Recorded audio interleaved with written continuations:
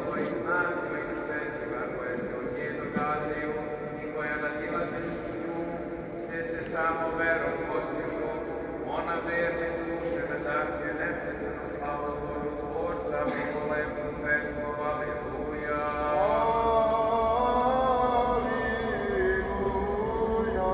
Hvalimo čudesa Tvoja, blagodatna Bogorodice,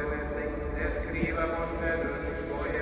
proslavljamo neizmjernu milost Tvoju prema rodu hrišćanskom koji poznaju svi krajevi zemlje, jer od istoka do zapada hvaljeno i sveti